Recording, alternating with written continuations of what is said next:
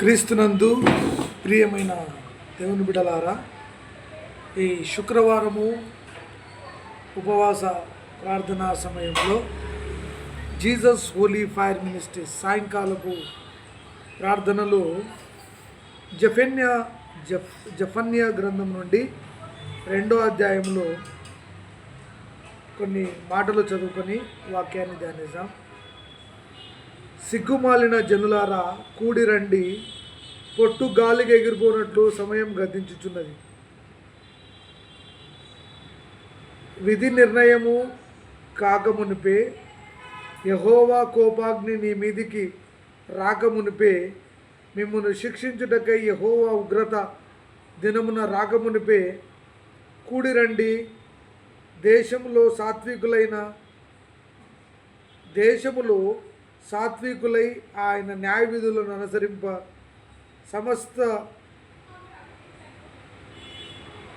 దీనులారా యెహోవాను వెదుకుడి. మీరు వెదకి వినయము గలవారై నీతిని అనుసరించినలా ఒకవేళ ఆయన ఉగ్రత దినమున మీరు దాచబడుదురు. జఫన్యా గ్రంథంలో 2వ అధ్యాయంలో చూస్తే భక్తుని ద్వారా దేవుడు ఈ రీతిగా మాట్లాడుతున్నాడు.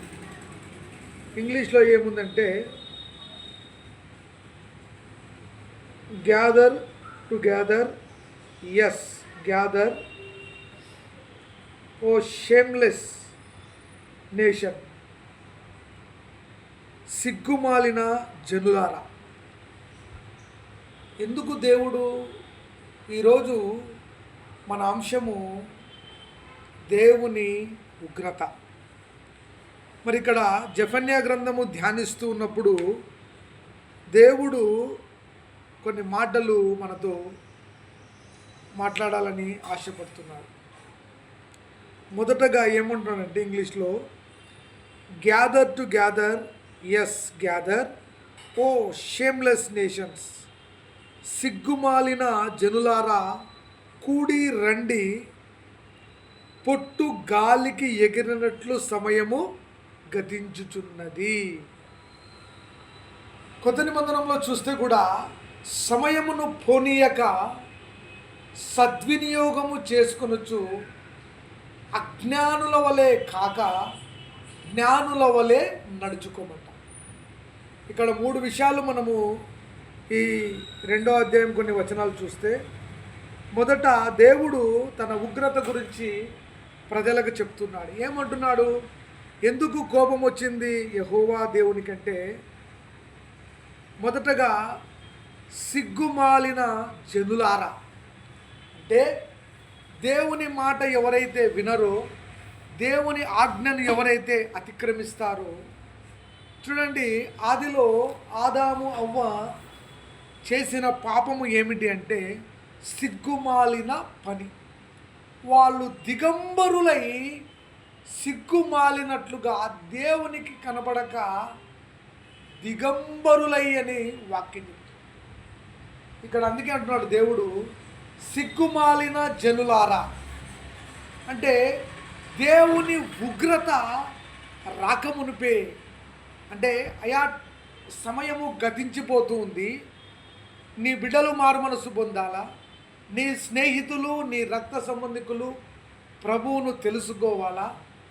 పాపం వల్ల వచ్చు జీతం మరణమని కొత్త నిబంధనలో రోమపత్రికలో దేవుని వాక్యం సెలవిస్తుంది. అయితే మారు మనసునకు తగిన ఫలము నీవు నేను అనుభవించాలి. చూడండి, సమయము లేదు అని దేవుని వాక్యం చెప్తూ ఉంది. తర్వాత యెహోవా కోపాగ్ని మీ మీదకి రాకమునిపి, అంటే ఎందుకు ఆయన ఉగ్రుడైనాడు, ప్రళయతాల రుద్రుడైనాడు అంటే జనముల పాపములు చూసి దేవునికి మనసులో నొచ్చుకుని. ఆది కాండంలో ఉంది, దేవుడు సృష్టించినప్పుడు మనిషిని చాలా చక్కగా అందముగా సృష్టించినట్లుగా వాక్యం చెప్తుంది. అయితే ఆ తర్వాత దేవుని ఆజ్ఞను అతిక్రమించి పాపములో పడిపోయినప్పుడు ఆయన నరులను చేసినందుకు హృదయమందు ఎంతో వేదన కలిగినట్లుగా చూస్తుంది. అందుకే ఇక్కడ మాట ఉంది, మొదటిగా దేవుని ఉగ్రతను తప్పించుకున్నటకు దేవునికే కోపం వచ్చింది. కొన్నిసార్లు మనం ఏం చేస్తున్నామంటే దేవుణ్ణి అడగక, దేవుణ్ణి వెతకక, దేవుని నామాన్ని ఆరాధించక, దేవుని నామాన్ని ప్రార్థించక, దేవుని నామాన్ని స్తుతించక, సొంత జ్ఞానంతో, సొంత తెలివితో, సొంత ఆలోచనలతో మనము పోతూ ఉంటాం. అందుకే అంటున్నాడు మొదటిది ఏమంటే సిగ్గుమాలిన మన బ్రతుకును పరిశుద్ధంగా మార్చడానికి దేవుడైన యెహోవా యేసుక్రీస్తుని లోకానికి పంపినట్లుగా చూస్తూ ఉన్నాం. అదేవిధంగా దేవుడు ఇంకొకటి, ఆయన కోపాగ్ని మన మీదికి రాకమున్నట్లే దేశంలో చూడండి సాత్వికులై ఆయన న్యాయవిధులను అనుసరించి సమస్త దీనులారా యెహోవాను వెతుకుడి. మీరు వెతికి వినయము గలవారై నీతిని అనుసరించినలా ఒకవేళ ఆయన ఉగ్రత దినమున మీరు దాచబడుదురు.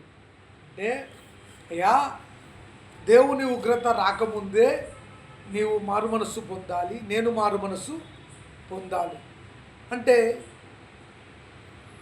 దొంగ వలె నేను రక్షింపబడతా అని మనం అనుకుంటున్నామేమో. దేవుడు అంటున్నాడు, ఆయన కోపము చల్లారాలి అంటే నీవు దేవుని సన్నిధిలో ప్రార్థించే దైవ కుమారునిగా ఉండు.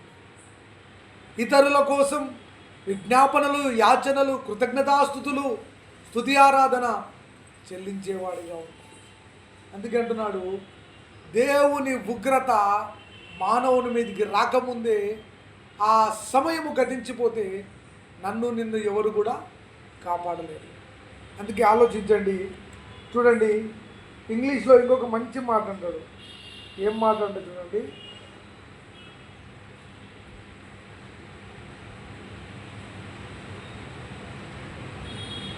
Before there comes upon you the burning anger of the Lord. చూడండి, before there comes upon you the burning anger of the Lord.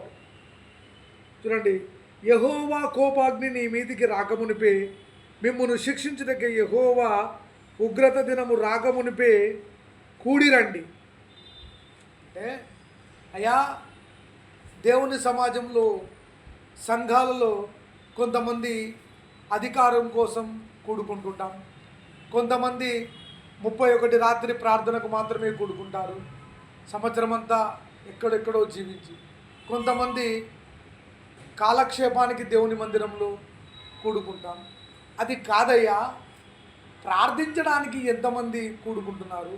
అధికారం కోసం కాదు, దేవుని ప్రేమను ఇతరులకు పంచడానికి. యవనస్తులారా, నీ తలాంతులు దేవుడు చూసి నా తలాంతులు చూసి దేవుడు మనల్ని, ఆయన ఉగ్రత నుండి మనల్ని కాపాడలేదు.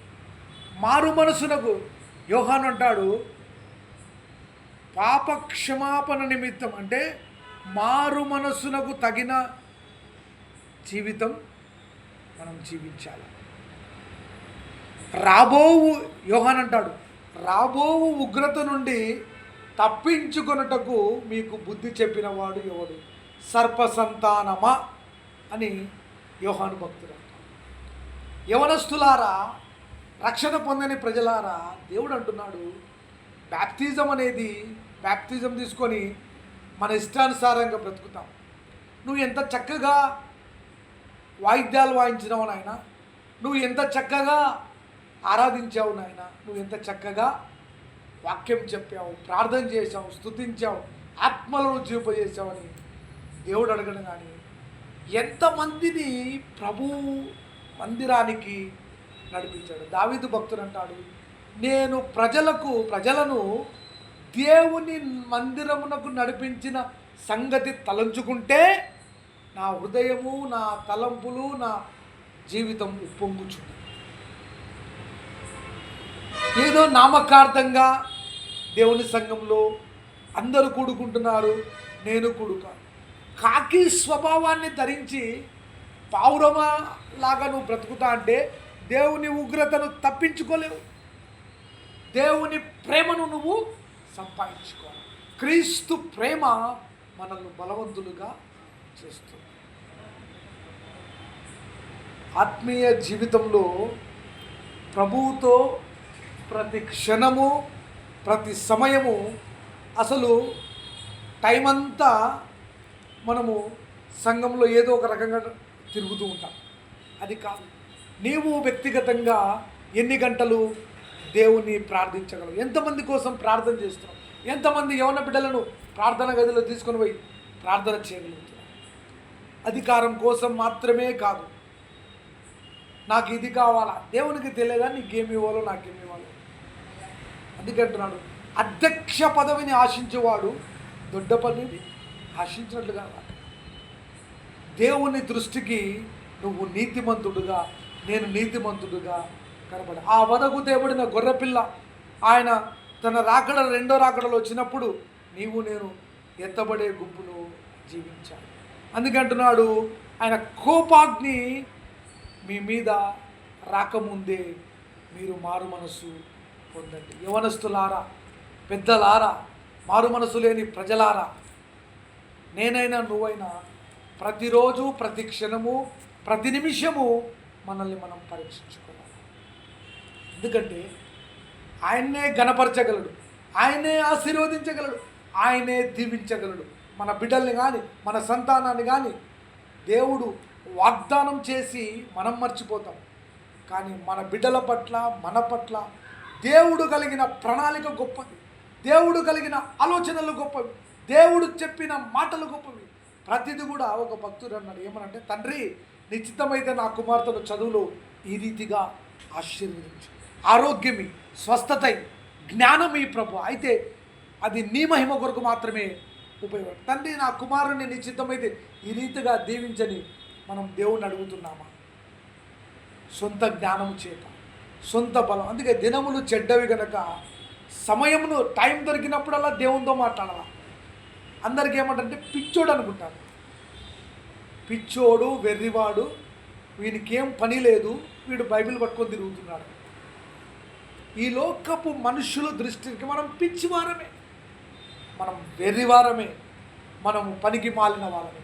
అయితే దైవ దృష్టికి, దేవుని దృష్టికి నీవు నేను ఆశీర్వదించబడిన వాళ్ళు, దేవుని చేత ఏర్పరచగలబడిన వాళ్ళు. అందుకే అంటున్నాడు, మనల్ని మనం పరీక్షించుకోకపోతే శ్రమలు వస్తాయి, కష్టాలు వస్తాయి, నిందలు వస్తాయి, అపనిందం వస్తుంది, పక్కలున్న ఆత్మీయులే హేళన చేస్తారు. ధనమును బట్టి మనల్ని కొంతమంది ఆహ్వానిస్తున్నారంటే ఆ ప్రేమలో దేవుని ప్రేమ ఉండదు. నీ ఐశ్వర్యంను బట్టి, నీకున్న స్టేటస్ను బట్టి ప్రజలు మనల్ని క్రీస్తును బట్టి మనల్ని ఎవరైనా గౌరవిస్తారంటే అది నిజమైన ప్రేమ. ఆలోచించు. నువ్వు బాగా ఎదిగినప్పుడు మాత్రమే నీ చుట్టూ అందరు ఉంటారు. నువ్వు కొద్దిగా కష్టాల్లో పడిపోతే దేవుడు తప్ప మన దగ్గర ఎవరు ఉండరు. అందుకంటున్నాడు, ఆయన కోపమును, ఆయన ఉగ్రతను మానవుడా నువ్వు తప్పించుకోవడానికి ఎన్నో ప్లాన్లు వేస్తున్నావు. నీ బిడ్డల కొరకు, నీ భార్య కొరకు, నీ తల్లిదండ్రుల కొరకు ప్రార్థించు. నీ జన్మనిచ్చిన తల్లిదండ్రులకు నువ్వు ఏ విధంగా ఉపయోగపడుతున్నావు? ఇంట్లో పనులన్నీ మాని ప్రభు మందిరంలో పనిచేయడం మంచిదే, కానీ దేవుడు దాన్ని ఒప్పుకోడు. నీ తల్లిని తండ్రిని సన్మానించు. నీ తల్లి తండ్రి ఈ భూమి మీద నిన్ను కనకపోతే నువ్వు ఎంత ఆఫీసర్ అయినా కూడా, ఎంత జ్ఞానవంతుడైనా కూడా నీ జీవితం వ్యర్థమయ్యా. తల్లికి నువ్వు ప్రేమతో, అంటే నీ తల్లిని తండ్రి భూమి మీద విడిచిపెట్టి వెళ్ళాక వాళ్ళను నువ్వు పలకరియలేవు. అయితే బ్రతికున్నప్పుడే కనీసం వాళ్ళకు ఒక ఫోన్ చేసి ఎలా ఉన్నారు అని చెప్పే కుమారులు ఎంతమంది ఉన్నారు? ఎంతమంది మనం తల్లిదండ్రులను సన్మానిస్తున్నాం? నీవు దీర్ఘాయుష్మంతుడగినట్లుగా నీ తల్లిని తండ్రిని సన్మానించు. అయ్యా, మనము దేవుడు నువ్వు ఎంతమందికి టీ ఇచ్చావయ్యా, సంఘంలో ఎంతమందికి భోజనాలు వడ్డించావయ్యా, ఎంతమందికి కానుకలు ఇచ్చావయ్యా, ఎంతమందిని అడగడు. ఎన్ని ఆత్మలు ప్రభు మందిరానికి తీసుకొని వచ్చావు. ఒక్క ఆత్మ అయినా నీ మాటల ద్వారా, నీ సాక్ష్యం ద్వారా, నీ వాక్యము ద్వారా దేవుని వైపు తిరగలుగుతాడు. తలాంతులు మస్తుగిస్తాడు. నా దగ్గర ధనం లేదు, నేను no royal family, only my family Jesus. యేసు అనే ఫ్యామిలీ, యేసయ్య అనే ఫ్యామిలీలో నేను ఉన్నాను, నా కుటుంబం ఉంది అని నేను నమ్ముతున్నాను. రాయల్గా బట్టలు చూడండి, ఎప్పుడన్నా నువ్వు ఎక్కడికైనా ఫంక్షన్లో రాయల్గా బట్టలు వేసుకున్న వాళ్ళ దగ్గరికి చాలామంది పోతారు. మామూలు సాదాసీదమైన బట్టలు వేసుకున్నడానికి ఎవరు రాదు. కానీ యేసయ్యకు కావాల్సింది ఆ సాదాసీదా వేసుకున్న బట్టలు కలిగిన వాడు. నీ ధనం, నీ చదువు, నీ జ్ఞానము, నీ దేహం ఒకరోజు ఈ లోకంలో విడిచిపెట్టి వెళ్ళిపోతాడు. అయితే ప్రభు ఉగ్రతను అనేక మందిని కాపాడాలి. ఆ తపన ఉంది. చాలామంది అంటారు, అన్నా నేను సంఘంలో అది చేయాలి, మనం ఏం చేయలేమండి. దేవుని చిత్తంలో ఏముంటే అదే చేయగలం. 35 సంవత్సరాలు ఏకదాటిగా సిసి సంఘంలో ఉపవాస ప్రార్థన, CCYF అనేక కార్యక్రమాలలో యవన కాలంలోనే 19-18 సంవత్సరాలు ఫుల్ ఫిట్ మీద వాక్యం చెప్పించాడు నా దేవుడు. అదే సాక్ష్యం.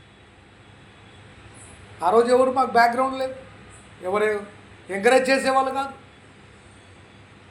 ఫీలింగ్స్ ఉన్నాయి. ధనవంతులు వాక్యం చెప్తే ఇంకొక రకం, దరిద్రులు వాక్యం చెప్తే ఇన్ని మధ్యలో ప్రభు మనల్ని వాడుకుంటున్నాడంటే ఆయన చిత్తం మన పట్ల ఒక ప్రణాళిక. అందుకంటున్నాడు, ఆయన ఉగ్రత దినం ముందు ఆస్తి అక్కడికి రాదు. కుటుంబంలో శాంతి ఉందా, బంధువులలో శాంతి ఉందా, సమాధానపరచువారు ధన్యులని వాక్యం చెప్తాం. ఎక్కడ ఉంది సమాధానం? నా జీవితంలో, నీ జీవితంలో ఎన్నో మోసాలు, ఎంతోమంది నీవు గొప్పవాడని నీ ధనాన్ని చూసే నిండొచ్చు. అయితే నీ దగ్గర ఏమీ లేనప్పుడు ఉండేది యేసయ్య, నీ తల్లి, నీ తండ్రి, నీ భార్య పిల్ల. అందుకే మన కుటుంబాల కోసం ఎవరు ప్రార్థించాలంటే మనమే ప్రార్థించాలి. ఇంట్లో పనులన్నీ విడిచిపెట్టి చర్చిలో తిరగమని దేవుడు చెప్పలే. ఎంత సమయం ప్రభు సన్నిధిలో గడపాలనో అంతే గడపాలి. యవన కాలం నేను కూడా గడిపిన. రాత్రి పగులు సిసి చర్చిలో పడుకున్నా, న్యూ సండే వస్తే బావిలో నీళ్ళు తీసుకొచ్చి చర్చి కడిగాను. అది ఒక ఆశీర్వాదం. అది మనుషులు మర్చిపోయినా దేవుడు మర్చిపోలే. అరే పలాని ప్రసాద్ ఆ రోజు నా కోసం ఈ ఒక బండలు చూసి, మన తగ్గింపును కూడా ఇతరులు హేళన చేస్తారు. అది వాళ్ళ ఇష్టం. దేవుడు వాళ్ళకి తీర్పు దినం ముందు వాళ్ళకి లెక్క అడుగుతుంది. అందుకంటున్నాడు, నీ పరిచర్యలో దేవుని ప్రేమ ఉండాలి, నా పరిచర్యలో దేవుని కృప ఉండాలి. కాబట్టి ఈ సాయంకాల సమయంలో, ఈ ఉపవాస ప్రార్థన సమయంలో దేవుడు మీతో మాట్లాడునుగా, అనేకులను దేవుడు ఆశీర్వదించునుగా. వృద్ధాప్యంలో ఉన్న బిడ్డలను దర్శించండి. వృద్ధుల కొరకు, పెద్దల కొరకు, అయా ఆకలితో అలమటిస్తున్న బిడ్డల కొరకు, దిక్కులేని వారి కొరకు, విధవరాళ్ళ కొరకు, అయ్యా తండ్రి ఇంటి బాడే కట్టలేక, కరెంటు బిల్లు కట్టలేని పరిస్థితిలో, అప్పుల బాధలో ఉన్న వారి కొరకు, ఆర్థిక ఇబ్బందులు ఉన్నవారిని దర్శించండి నాయన, స్వస్థత కలిగించండి. ఘనపరచువాడవు, బలపరచువాడవు, పడిపోయిన చోటే నిలబెట్టువాడవు, స్థిరపరచువాడవు, హెచ్చించువాడవు, మా పక్షము నిలచి జయమిచ్చువాడవు, స్థిరపరచువాడవు, ఘనపరచువాడవు, పడిపోయిన చోటే నిలబెట్టువాడవు, ఘనపరచువాడవు, హెచ్చించువాడవు, మా పక్షము నిలచి జయమిచ్చువాడవు. ఏమైనా చేయగలవు, కథ మొత్తం మార్చగలవు, నీ నామముకే మహిమంతా తెచ్చుకొందువు. యేసయ్యా, యేసయ్యా, నీకే